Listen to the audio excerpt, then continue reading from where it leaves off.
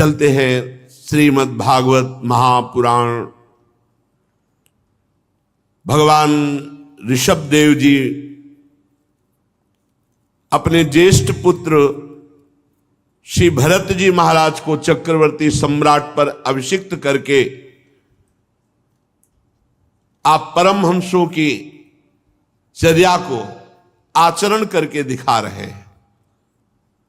समस्त कपड़े उतार दिए, नग्न हो गए, बाल बिखेर लिए, जडांद मूक बधिर पिशाचोन्मादक वदवधूत भेषो विभास्यमाणोऽपि जनानां गृहीत मौन व्रतस्तूष्णीं बभूव। जड़, अंधे, बहरे, गूंगे, पिशाच और पागलों की तरह हो गए और अब अपने नगर से बाहर निकल पड़े। दिगंबर, कोई वस्त्र नहीं, बाल बिखेर लिया, मानो कोई जड़ हो, अंधा हो, बहरा हो, गूंगा हो, पिशाचवत, पागलवत अपने अवधूत वृत्ति। तत्र तत्र पुरग्रामा करखेट वाट खरवट शिविर ब्रज घोष सार्थ गिरिवनाश्रमादि स्वनुपथ मविन चरापसदै परिभूय मानो मक्षिकाभिरिव वन गजस्तर्जना दादन मेह नष्ठी वनाग्रवस कृद्रजहा प्रक्षेप पूतिवात दुरुक्तैस् तद विगणेन्निवासत संस्थान एतस्मिन्। जब वो निकलते तो लोग उनको पागल समझ करके कोई ईंट मारता, कोई पेशाब कर देता, दुरुक्तई कोई गाली देता, कोई थूक देता, कोई ढेला मारता, कोई बिष्ठा, कोई पकड़ करके उनको उनके मुख के सामने अधोवायु छोड़ता। ये तिरस्कार कौन है? ये भगवान ऋषभदेव। ऐसा अवधूतों की स्थिति होती है, उस अवधूत परमहंस स्थिति का आचरण करके दिखा रहे। ये जो विरक्त हो करके मौन आश्रय लेकर के विचरण करते हैं, उनको ये प्रसाद जरूर मिलता है। अपने लोगों को मिला है प्रसाद। ये गाली मिलना, मार पिटाई मिलना, धक्का मारना, नाना प्रकार के कटु वचन कहना, कई दिन भूखे रहना, नाना प्रकार के क्लेश ये मिलते हैं। जरा भी इन बातों पर ध्यान ना देते हुए, ये शरीर असत्य है, जितनी चेष्टाएं हैं ये सब भ्रम है, किंचन मात्र शरीर में अहमता ममता नहीं। बस यही सूत्र काम करता है। भगवत प्राप्ति की योग्यता तभी आती है जब ऐसे अपमान हो, जब कुम्हार अपनी मटकी को सूर्य के ताप से तपा करके और आवे में जला करके पक्का करके बाजार में रखते ना, सिक्के से बजाई जाती है। अगर भन्न भन्न बोलने लगे तो समझ लो कहीं छेद है, कहीं एकदम टनाटन एकदम। तो इसमें बोल नहीं निकलते तो टनाटन। अगर भन मनाया तो अभी कीमत वाला नहीं है। इस मार्ग के पथिक को ठोका बजाया जाए तो भन बनाना नहीं चाहिए, चुप मौन। अगर भन बनाया तो कीमत नहीं लगेगी। क्या चाहिए भगवान? उसको कौन सब मोक्ष चाहिए? सायुज्य, सारूप्य, सारिष्ट, सामीप्य, एकत्व। क्या चाहिए? कोई धूल फेंकता, कोई लघु शंका कर देता, कोई थूकता, कोई मारता, कोई खोटी खरी सुनाता। ये सब भ्रम है। उस समय विचार, ये परमहंसचर्या है, ये सब भ्रम है। अहमता ममता शरीर में है नहीं, ये सब भ्रम है, ये सत्य नहीं है। खास बात यही है, अपने परमात्म स्वरूप में स्थित अखंड चित्तवृत्ति, ब्रह्माकार।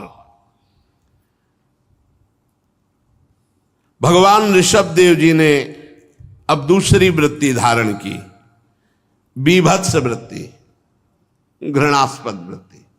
ऐसे मल लिया, पूरे शरीर में लगा लिया। ये अवधूतों की वृत्ति है। बीभत्स वृत्ति से बहुत समय तक रहे।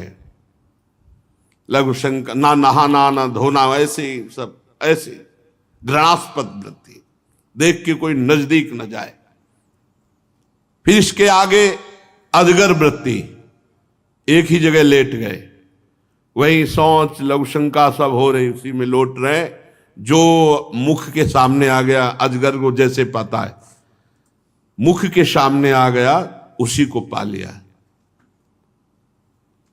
कई कई दिन भूखे रहना, कभी कोई प्रारब्धवशात शरीर से के प्रारब्ध से पीड़ित होकर कोई आहार आ गया तो पा लिया, अन्यथा नहीं। और वो भी लेटे लेटे ही खाना। वही मलमूत्र का त्याग करना, उसी के ऊपर लौटना, लेटे लेटे ही खाना। ये शरीर से ऊपर उठे हुए महापुरुषों की वृत्ति। ऐसे भी महापुरुष के दर्शन हुए, ऐसे भी। ठीक ठाकुर जी सामने मंदिर है, उनको बोध ही नहीं। एक यज्ञोपवीत, नीचे वस्त्र, थोड़ा सा बच्चे मन आया तो वस्त्र हटा दिया, फिर वो बांध लिए, वहीं सामने हो रहे हैं, बिल्कुल शुद्ध नहीं। शौच ऐसे बैठ के हो रहे जैसे खेत में सामने मंदिर। बाल्टी में पानी रखा था, ऐसे ऊपर से ऐसे डाल लिया। ओ क्या स्थिति, हर समय भगवदाकार स्थिति, एक सेकंड के लिए भी कहीं दे स्थित, हजारों मच्छर पूरे शरीर में, कोई मतलब, तेजो में मुख कांति, हर समय वो भक्ति से अवधूत अवस्था को प्राप्त महापुरुष, हर समय नाम उनकी जिह्वा से निकला, हर समय बीच बीच में चीख पड़ते थे, इंद्र नीलमणि नीलमणि, प्रभु की तरफ चीख पड़ते थे। 3-4 दिन रहे, 3-4 दिन रहे। ऐसे जब महापुरुष मिलते तो पीछा कर लेते, जहां स्थिति समझने के लिए। जैसे ब्रह्मलीन महापुरुष मिले तो पीछा कर लेते, 3-4 दिन रात दिन उन्हीं के साथ रहते। उसी मल में लौट करके पूरे शरीर को मल से सान लेते। लेकिन आश्चर्य की बात,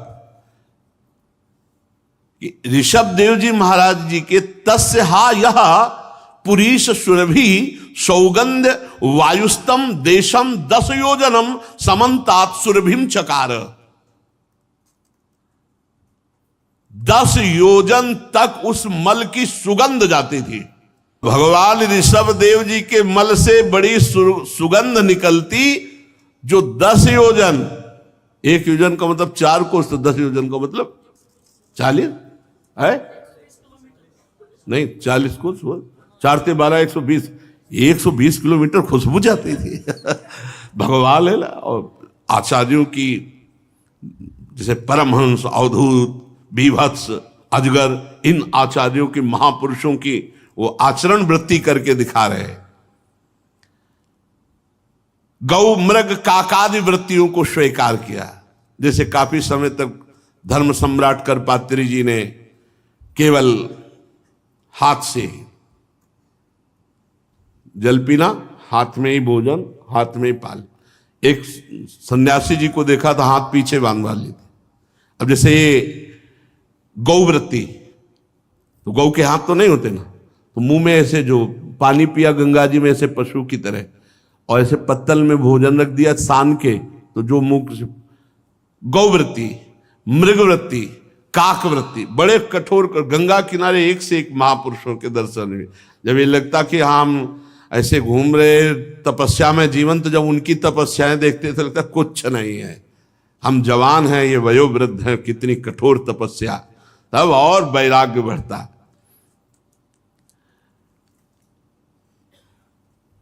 परमहंसों को त्याग के आदर्श की शिक्षा देने के लिए मोक्षाधिपति भगवान ऋषभ देव ने कई तरह के योगाचर्यों का आचरण किया। वे निरंतर सर्वश्रेष्ठ महान आनंद का अनुभव करते रहते थे। उनकी दृष्टि में निरुपाधिक रूप से संपूर्ण प्राणियों की आत्मा अपने आत्मस्वरूप भगवान वासुदेव से किसी प्रकार का भेद नहीं रह गया था। अभेद स्थिति, भगवत स्वरूप। यहीं जाकर सारे पुरुषार्थ पूर्ण होते हैं भगवत स्वरूप में। भगवान ऋषभदेव जी के पास हाथ जोड़कर सारी सिद्धियां खड़ी हो गई। आकाश गमन, आकाश से जा सकते हो, और मन गमन, मन के अनुसार पहुंच सकते हो। जैसे आप यहां कभी अमेरिका गए और अभी सोचा उस स्थान को, वहीं पहुंच गए सशरीर, ये सिद्धि। अंतर ध्यान हो जाना, दूसरे के शरीर में प्रवेश कर जाना, लाखों करोड़ों कोस दूर की बात को देख लेना, सुन लेना, ये सब सिद्धियां आकर के हाथ जोड़कर खड़ी हो गई। पर भगवान ऋषभदेव जी ने एक भी सिद्धि स्वीकार नहीं की। राजा परीक्षित ने पूछा, भगवान, योग रूपी वायु से प्रज्वलित हुई ज्ञानाक्ष से जिनके राग आदि कर्म दग्ध हो गए थे, यदि उनको ये अनिमादिक सिद्धियां आकर प्राप्त हुई तो उन्होंने स्वीकार क्यों नहीं किया? क्योंकि वो तो ब्रह्म स्वरूप में स्थित थे, उनका सिद्धियां क्या बिगाड़ सकती थी? फिर ऋषभ भगवान ने इन सिद्धियों को क्यों स्वीकार नहीं किया? बहुत ध्यान देने का विषय। लोग इसी को सिद्धि मान लेते हैं भगवत मार्ग की। ये तो 5, 6, 7 सिद्धियों की बात वर्णन की, प्रधान 28 सिद्धियां हैं, और फिर सैकड़ों सिद्धियां हैं, और फिर करोड़ों सिद्धियां हैं। श्री राधा किंकरी नाम लुठत चरणों रद्भुता सिद्धि कोटि, करोड़ों सिद्धियां राधा दासियों के चरणों में लौटती रहती हैं, लेकिन वो स्वीकार नहीं करते। भगवान ऋषभदेव जी ने सिद्धियां क्यों नहीं स्वीकार की? उन सिद्धियों को स्वीकार नहीं किया जाता। अगर स्वीकार कर ले तो भगवत प्राप्ति नहीं होगी। श्री सुखदेव जी ने कहा, तुम्हारा कहना ठीक है राजन कि वो ब्रह्मबोध संपन्न महापुरुष, किंतु बहुत सुंदर बात कह रहे, बहुत सुंदर। जैसे चालाक व्याध ने मृग को पकड़ लिया तो वो मृग पर विश्वास करके उसे छूट नहीं दे देगा, नहीं तो भाग जाएगा मृग। ऐसे ही मन पर कभी विश्वास नहीं किया। मन का भरोसा कभी योगी न कर ले, नहीं तो कभी भी वो गिरा सकता है। चंचल मन कभी किसी का मित्र नहीं हो सकता। औरों की तो बात जाने दो, देवाधिदेव महादेव भगवान के मोहिनी रूप में आसक्त हो गए थे, और चिरकाल का संचित तप जब क्षीण हुआ तब होश आया। उसी से ये सप्तम धातु अष्टम धातु ये प्रकट हुई। बहुत बढ़िया श्री सुखदेव जी महाराज उत्तर दिए। पहले जैसे चालाक व्याध पकड़े हुए हिरन पर कभी विश्वास नहीं करता, ऐसे ही योगी को कभी अपने मन पर विश्वास नहीं करना चाहिए। जैसे व्यभिचारिणी स्त्री चाहे जितना विश्वास दिलाए, कभी विश्वास नहीं मानना चाहिए। जो कई पुरुषों से संबंध रखती है वो विश्वास दिलाकर बध करा देगी। ऐसे ही ये बुद्धि, ये मन, इन पर कभी विश्वास न दे। अगर विश्वास करेगा तो फांस दिया जाएगा, मारा जाएगा, बंध जाएगा। काम क्रोध मद लोभ मोह भय, कोई भी बुद्धिमान पुरुष कभी इन पर विश्वास नहीं कर सकता। भगवान का अवतार ऋषभदेव जी ये शिक्षा देने के लिए कि भगवत प्राप्ति के लिए, ब्रह्मबोध के लिए, ब्रह्मबोध स्वरूप महापुरुष, भगवत प्राप्त महापुरुष भी इन सिद्धियों को स्वीकार ना करे। गोस्वामी तुलसीदास जी ने भी लिखा है, जिद्द सिद्ध पेरहि बहुआई और बुद्धि लोभ दिखावे भाई, और होए बुद्धि जो परम सयानी तिन तन चितई नानहित। ये अनहित कर देंगी, इनका स्वीकार करना ठीक रही। अवधूत परमहंस विविध भागवतिक आचरण करने वाले को अपने ईश्वरीय प्रभाव को छिपाए रखना चाहिए।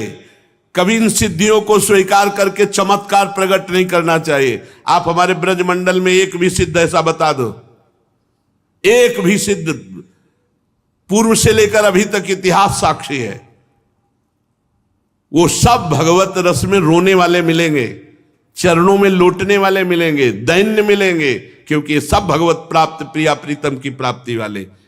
तुम्हारे मन की बात जानना, दूर के दृश्य को देख लेना, अंतर ध्यान हो जाना, ये सिद्धियां नहीं स्वीकार करते। ना ब्रह्मबोध संपन्न महापुरुष, ना भगवत प्रेमी जन। ये सिद्धियां जो स्वीकार कर ले, छोटी मोटी सिद्धियों की बात क्या, अनिमादिक सिद्धियां भी नहीं स्वीकार करते। भगवत प्राप्त या ब्रह्मबोध पुरुष को अपने ईश्वरीय प्रभाव को छिपाना चाहिए, रिद्धियों सिद्धियों को स्वीकार नहीं करना चाहिए। अपने ईश्वरीय प्रभाव को छुपाए किसी भी रिद्धि सिद्धि को स्वीकार न करे। अब ऋषभदेव भगवान योगी को देह त्याग की विधि सिखाने के लिए अपने शरीर को छोड़ना चाहा। अपने को परमात्मा में अभिन्न देखते हुए देहाभिमान से मुक्त हुए लिंग देह को ले करके एक पत्थर का टुकड़ा मुंह में डाला। अब न खाना है, न पीना है और न बोलना है। पत्थर का टुकड़ा मुख में डाला, बड़ा विचित्र ढंग से शरीर छोड़ा। उन्मत्त दिगंबर और एक वन में घुस गए, जहां बांसों की रगड़ से आग लगी हुई थी। धधकती हुई वन की आग में लाल लाल लपटें उठ रही थी। उसी में भगवान ऋषभदेव जी ने अपने शरीर को झोंक दिया। मुख में पत्थर का टुकड़ा, दिगंबर, और दावाग्नि में अपने शरीर को भस्म कर दिया। अंतिम समय ये ऐसे शरीर को पूरा किया। बड़ा विचित्र भगवान ऋषभदेव जी का ये अवधूतों की जो आखिरी स्थिति होती है, अंतिम स्थिति का। महाराज श्री सुखदेव जी परीक्षित जी से कहते हैं कि जब कलयुग में अधर्म की वृद्धि होगी तो कोंक वेंक और कुटक देश का मंदमती राजा अरहत वहां के लोगों से ऋषभदेव जी के आश्रमातीत आचरण का वृत्तांत सुनकर वो स्वधर्म का परित्याग करके पाखंड का प्रचार करने लगा। भाई ऋषभदेव जी भगवान की तो स्थिति थी, अब वो उनका नाटक करने लगा, तो नाटक तो पापाचरण हो गया, पाखंड हो गया। उससे कलयुग में जो मोहित लोग हैं वे शास्त्र विहित शौच और आचार को छोड़ देंगे। अधर्म बहुल कलयुग में बुद्धिहीन हो जाने के कारण स्नान न करना, आचमन न करना, जूठे मुंह रहना, अशुद्ध रहना, भगवान के भाव का तिरस्कार करना, श्री विग्रह की पूजा आदि का, पाखंड धर्मों को मानने वाले लोग मनमानी ढंग से आचरण करने लगेंगे। वो भगवान की और ब्रह्म ऋषियों की निंदा करने वाले होंगे। इसी से अवैदिक स्वेच्छागत प्रवृत्ति में अंध परंपरा से विश्वास रखने वाले लोगों की बहुतायत हो जाएगी और ये सब नरक को प्राप्त होंगे, घोर नरक में गिरेंगे। स्वयमेव प्रपतंती मत्स्यंधे, ये बुद्धि के अंधे जन शास्त्र विरुद्ध आचरण करके नरक में पड़ेंगे। कलयुग का प्रभाव, जूठे मुंह नहीं रहना चाहिए, कभी भी आचमन करके पवित्र रहना चाहिए, नहीं तो बुद्धि भ्रष्ट हो जाएगी। कल किसी ने प्रश्न किया था एकांतिक में, कलयुग का, तो कहां कलयुग है? आप कभी शराब मत पीजिए, पर स्त्री गमन मत कीजिए, पर पुरुष गमन मत कीजिए, आप कभी किसी की चोरी मत कीजिए, आप मांस मत खाइए, आप झूठ मत बोलिए, आप पवित्र रहिए। कलयुग समयुग आन नहीं, जो नर कर विश्वास। कलयुग के समान कौन सा युग है? जय हो कलयुग की। ऐसा महान युग है जो 10-10 हजार वर्ष तपस्या करने से, वो 24 घंटे नाम कीर्तन से प्राप्त हो जाए। वैसे तो त्रिकाल स्नान का आदेश है शास्त्र में, पर 2 बार स्नान तो करना चाहिए। 3 बार स्नान गुरु कृपा से पूरा जीवन होता जा रहा है। 3 बार स्नान। यहां इस समय जल्दी हो जाता है, गंगा किनारे एक 9 बजे होता था और एक 3 और 4 के बीच में होता था। 3 बार स्नान पूरा जीवन होता जा रहा है, तो 2 बार तो स्नान करना चाहिए। वैसे त्रिकाल स्नान करना, इससे बहुत, आप देखो जितना शरीर पवित्र रखोगे उतने आपके विचार पवित्र होंगे। कभी मुख जूठा नहीं रखना चाहिए। अगर आपने कुछ खाया है तो कुल्ला कीजिए, 3 बार आचमन कीजिए, राधा वल्लभ श्री हरिवंश, राधा वल्लभ श्री हरिवंश, राधा वल्लभ श्री हरिवंश। कपड़े अशुद्ध नहीं होने चाहिए। अब जो जिसमें शौच हुए हो उसी में बैठ के लोग शंका हो रहे हो, तुम्हारे सारे कपड़े अशुद्ध हो गए कि नहीं हो गए। अब उसी में रसोई जाओगे, पूरा रसोई अशुद्ध, सब अशुद्ध। पवित्रता भगवान की तरफ ले जाती है, अपवित्रता भोगों की तरफ ले जाती है। लोग कलयुग में प्राय ऐसे ही होंगे। भगवान का ये अवतार मोक्ष मार्ग की शिक्षा देने वाले परमहंसों के लिए हुआ। अहो, जन्म रहित भगवान ऋषभ देव के मार्ग पर कोई दूसरा योगी मन से भी कैसे चल सकता है? क्योंकि योगी लोग जिन योग सिद्धियों के लिए लालायित होकर निरंतर प्रयत्न करते रहते हैं, सब सिद्धियां भगवान के ऋषभ देव जी के पास आई, एक भी सिद्धि स्वीकार नहीं की।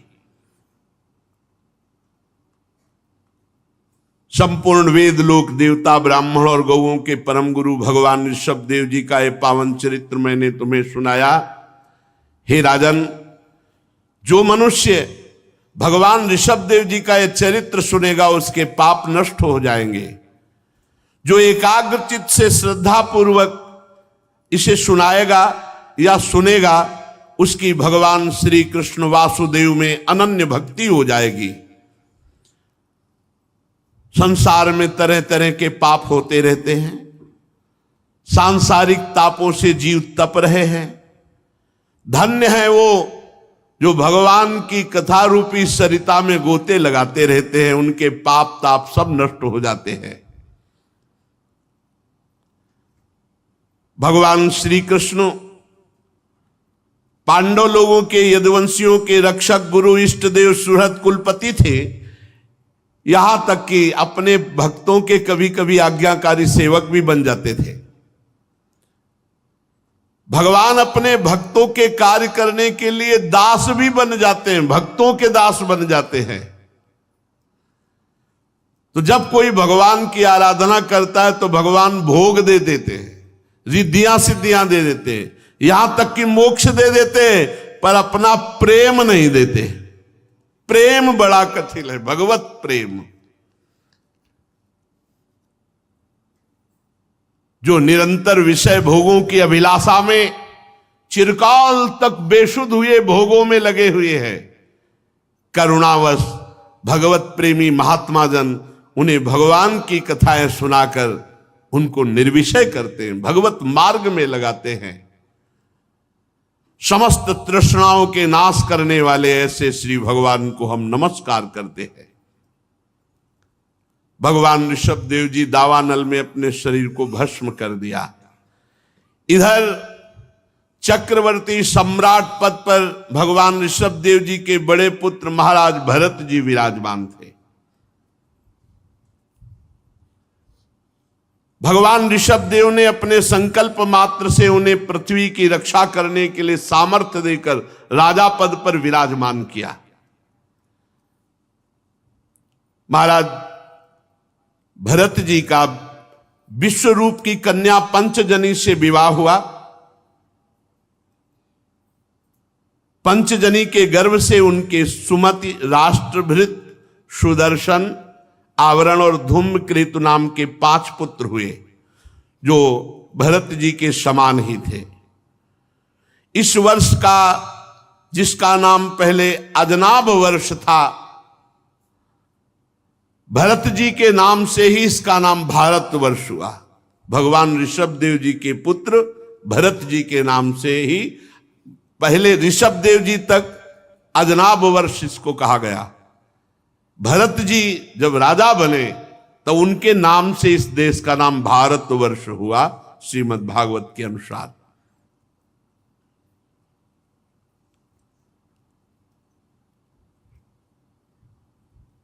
महाराज भरत जी तो स्वभाव से ही भगवत भजन परायण और बहुज्ञ, सब शास्त्रों का ज्ञान, राजनीति का ज्ञान। जैसे उनके पिता पितामह राज्य करे वैसे ही भरत जी राज्य किए। बड़े वात्सल्य भाव से दुलार करते हुए अपनी प्रजा का पालन किया और छोटी बड़ी बहुत सी यज्ञों का अनुष्ठान किया।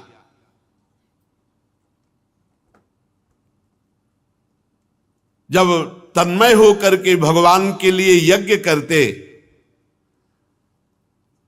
तो उनके भाव में हर समय श्रीवत्स, कौस्तुभ, माला, चक्र, शंख और गदा धारण किए हुए भगवान का भाव निरंतर बना रहता, मानो सामने भगवान विराजमान। ऐसे भाव से युक्त होकर के यज्ञ करते।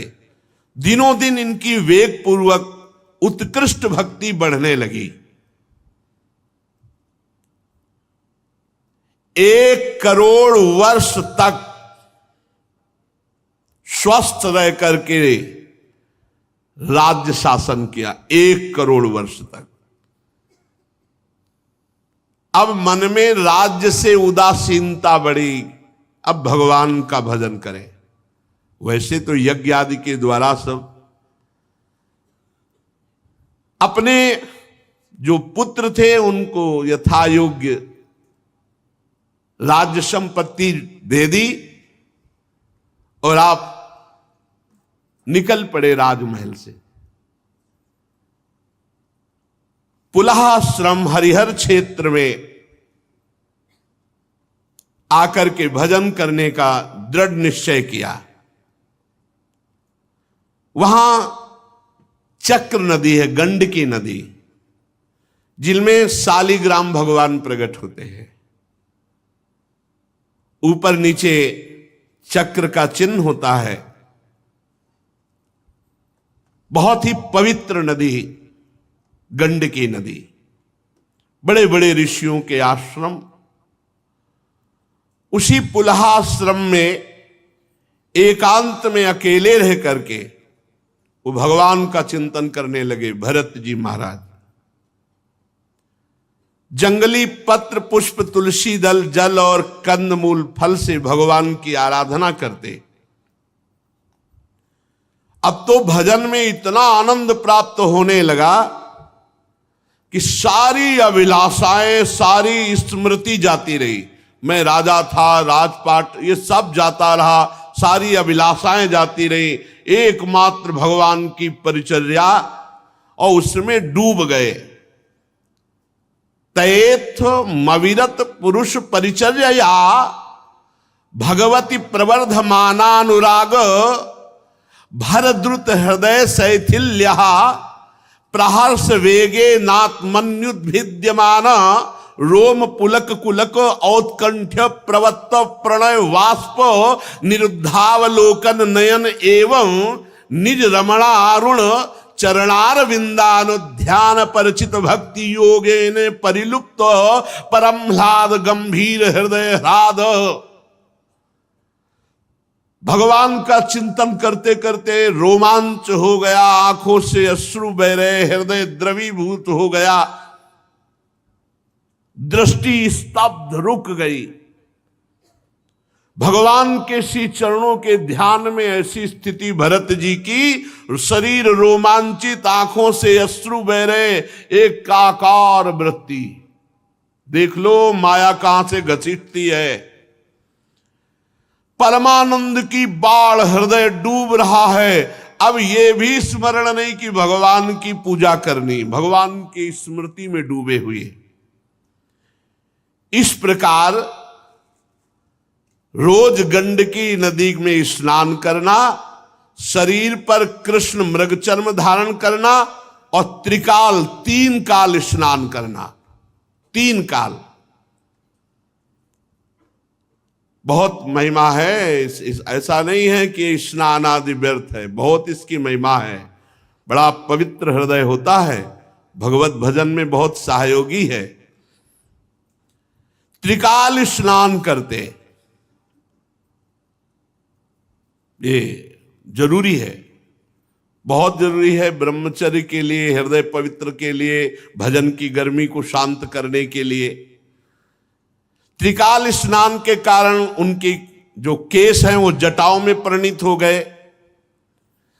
वो सूर्य मंडल में सूर्य संबंधी ऋचाओं द्वारा ज्योतिर्मय परम पुरुष भगवान श्री हरि की आराधना करते हुए इस प्रकार कहते, हे भगवान सूर्य, कर्म फलदायक तेज आपका प्रकट से परे है, संकल्प द्वारा इस जगत की उत्पत्ति की है, अंतर्यामी रूप से इसमें प्रविष्ट होकर चित्त शक्ति द्वारा विषय लोलुप जीवों की रक्षा करते हो।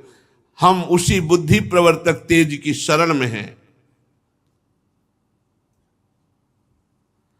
भरत जी महाराज त्रिकाल स्नान करते, तो एक दिन स्नान करने के लिए गए, स्नान किया और नदी में हृदय तक खड़े होकर, छाती तक 3 मुहूर्त तक धारा में खड़े होकर जप करते। इसका विशेष प्रभाव होता है धारा में खड़े होकर जप करना।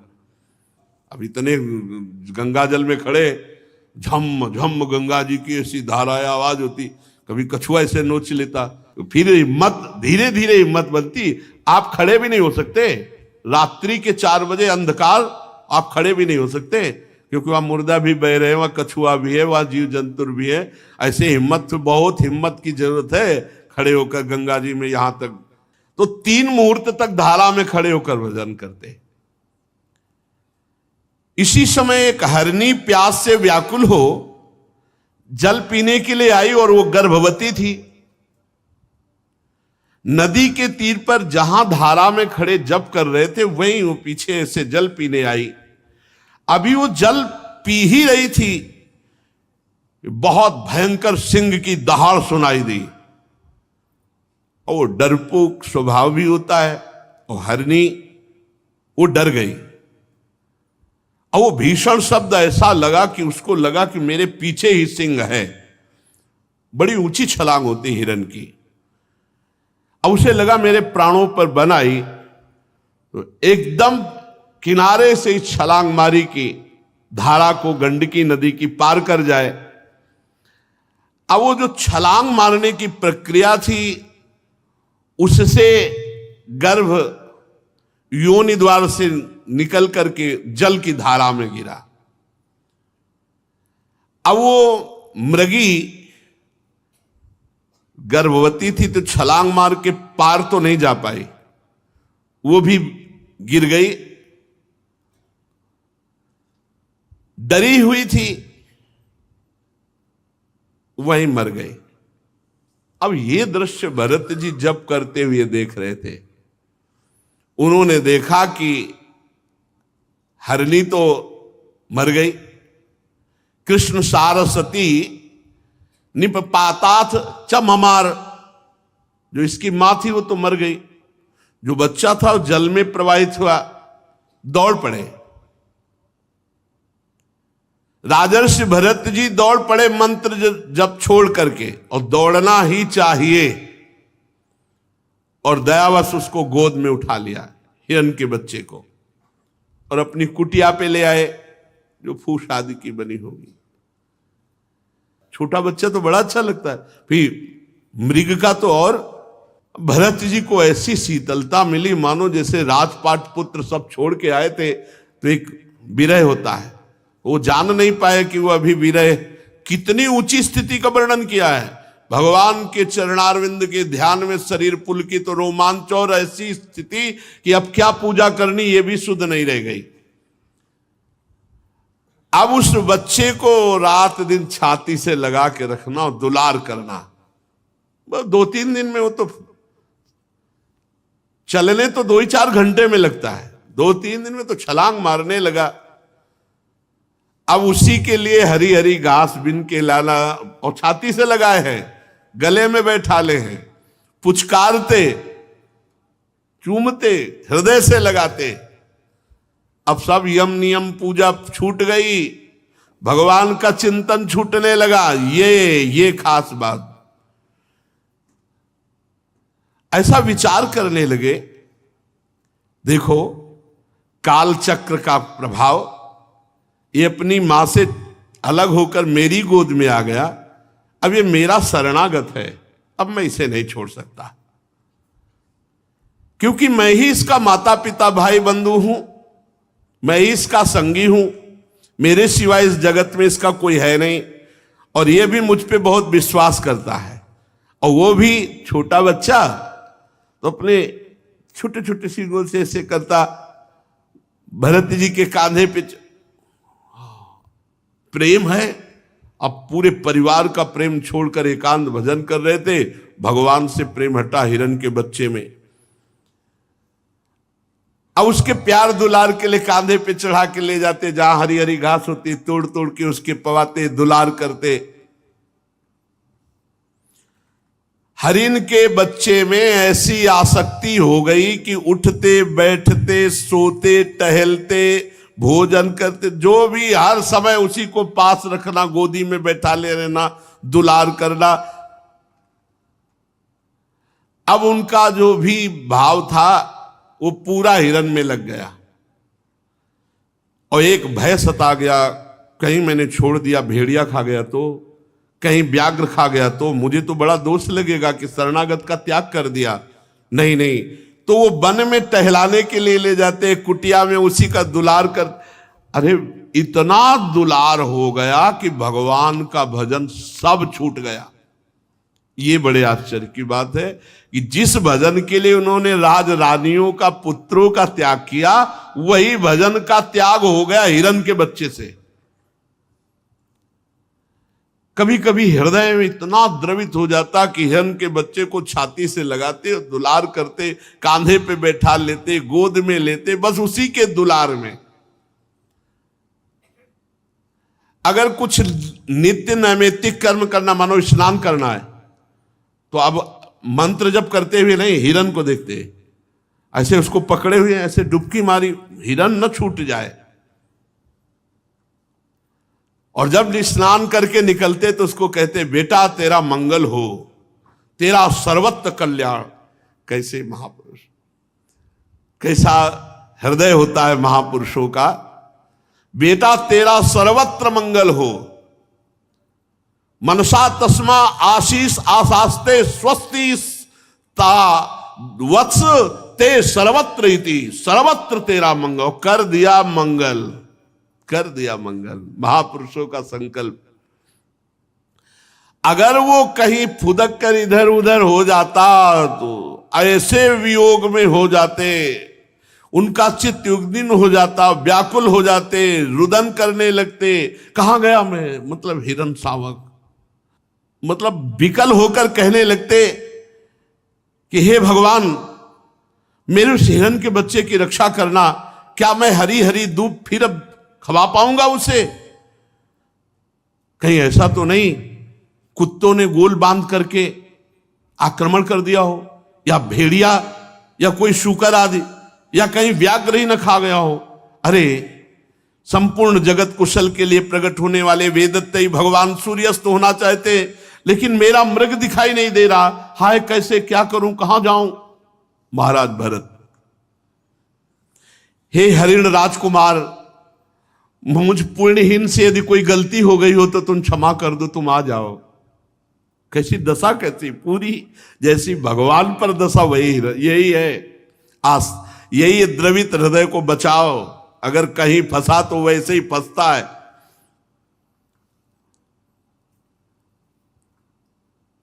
जब कभी मैं प्रणय कोप से खेल में झूठ मूठ समाधि करता भाव, तो अपने छोटे छोटे जल बिंदुओं के समान कोमल कोमल नन्हे सींगों से जब मेरे ऊपर ऐसे खुजलाता, कितना सुख मिलता। कब मिलेगा वो हिरण सावक? कैसा उसका उछलना है, कैसा भयचकित होकर हमारी तरफ देखना है। एक एक चेष्टा हिरण की याद कर रहे, भगवान की नहीं। कैसे उसके नेत्र जब वो भयभीत होता तो कैसा हमारी तरफ देखता। ढूंढने निकले तो उसके खुर के चिन्ह देखे, बोले अहो तपस्विनी धरती तुम्हारे सौभाग्य। ये देखो आसक्त चित्त, तुमने कौन सा महान तप किया कि उस हिरण सावक के छोटे छोटे खुर के चिन्ह तुम में विराजमान है। मैं बड़ा व्याकुल हूं, मेरा हिरण राजकुमार किधर चला गया। जैसे किसी गरीब की संपत्ति खो जाए और वो ढूंढे, ऐसे मैं ढूंढ रहा हूं। चंद्रमा की तरफ देखा तो मृग का चिन्ह दिखाई देता है। अहो माता सिंह के भय से मर गई, आज क्या चंद्रदेव मेरे मृग शिशु को अपने में छुपा लिए। चंद्रमा में भी मृग शिशु। हे अनाथ वत्सल दीन वत्सल भगवान नक्षत्रनाथ चंद्रमा, कि आप मेरे मृग शावक की रक्षा कर रहे हैं। कहीं ऐसा तो नहीं मैं पुत्रों के वियोग की दावानल को छुपा लिया और वही पुत्रों का वियोग मृग शावक के उसमें कहीं मैं चूक तो नहीं कर रहा। बीच बीच में जैसे होश आता है, ऐसे मृग बालक का सहारा लेकर कहीं मैं अपने मोहाग्नि को, जो पुत्र आदि को, पत्नी आदि को छोड़ के आया हूं, कहीं ऐसा तो नहीं हो रहा। भरत जी महाराज, जो सर्वथा असंभव है ऐसी कल्पना करने लगे। भरत जी का चित्त व्याकुल रहने लगा। मृग शावक को इतना प्यार किया कि प्रारब्ध में मृग शावक आ गया। ये देखो, प्रारब्ध बन गया मृग शावक। बहुत सवाल, भगवद आराधना रूप योगानुष्ठान पूरा खत्म हो गया, पूरा खत्म हो गया। वही मृग का चिंतन, वही मृग का चिंतन। ये बहुत साव, एक हिरण के बच्चे ने पूरी की पूरी योग निष्ठा गिरा दी, तो मनुष्य के शरीर में आसक्ति हो जाए या भोगों में तो कौन सी बड़ी बात। नहीं तो सोचो परीक्षित, जिन्होंने मोक्ष मार्ग में भगवत प्राप्ति के लिए अपने हृदय से उत्पन्न पुत्र पत्नी आदि का प्यार त्याग दिया, वो हिरण शिशु में ऐसे कैसे आसक्त हो गए। शब्द लिखा है, राजर्षि भरत हिरण रूपी विघ्न के वशीभूत होकर भगवद योग मार्ग से भ्रष्ट हो गए। भ्रष्ट हो गए, योग मार्ग से भ्रष्ट हो गए। उस मृग छौने के पालन पोषण लाड़ प्यार में भूल गए भगवान को, और जिसका टलना अत्यंत कठिन है वो वेगशाली कराल काल सिर पर चढ़ाया। भरत जी की मृत्यु का समय आया और भगवान की लीला कि उस समय हिरण सिराने ही बैठा था, शोकातुर भरत जी हिरण की तरफ देख रहे।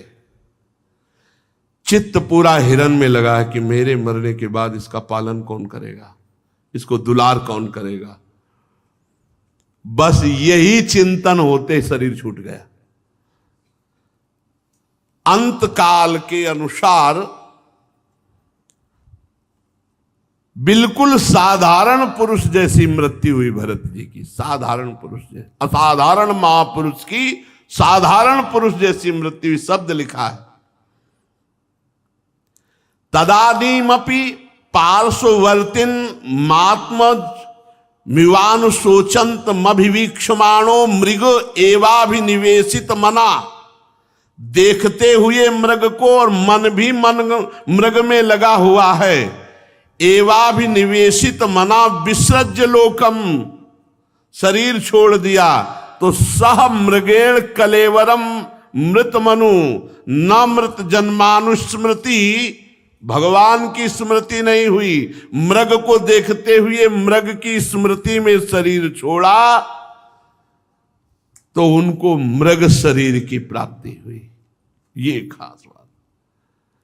अंतकाल की भावना के अनुसार मृत जन्मानु स्मृति ऋतरवन मृग शरीर मवापे, उनको मृग शरीर की प्राप्ति। साधारण पुरुष जैसी मृत्यु, साधारण पुरुष जैसे विषय संसार का चिंतन, ऐसे ही मृग को देखते हुए मृग की स्मृति में शरीर, सबसे बड़ा घाटा हो गया। उनकी स्मृति और चिंतन, अगला शरीर मृग का मिला। परंतु भगवान का भजन कभी व्यर्थ नहीं जाता, इसलिए उस योनि में उनको अपने पूर्व जन्म की याद रही कि मैं महाराज भरत एक मृग की आसक्ति के कारण मृग बना। अब तो बहुत पश्चाताप हुआ कि अरे मेरा एक जन्म मृग की आसक्ति में, बड़े खेद की बात। मैं संयमशील महानुभावों के मार्ग में भगवत आराधना करने वाला भ्रष्ट हो गया एक मृग के। मैंने धैर्य पूर्वक भगवान के लिए सारी आसक्ति छोड़कर एकांत में पवित्र भाव से भगवान के भजन का आश्रय लिया वन में, लेकिन मैं भगवान की आराधना से भ्रष्ट हो गया। मैं एक नन्हे से हरिण शिशु के पीछे अपने भगवान को भूल गया, लक्ष्य से च्युत हो गया। अब नहीं, राजर्षि भरत जी मृग के शरीर को भी गंडकी नदी में खड़ा करके भजन करते, और हरी घास खाने में भी डरते कि कहीं आसक्ति ना हो जाए। काल की प्रतीक्षा करते रहे।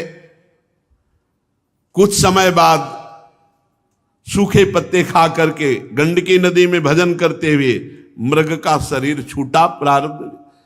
अब महाराज जड़ भरत जी के रूप में भरत जी का जन्म हुआ। सो आगे की चर्चा। श्री राधा वल्लभ लाल की जय।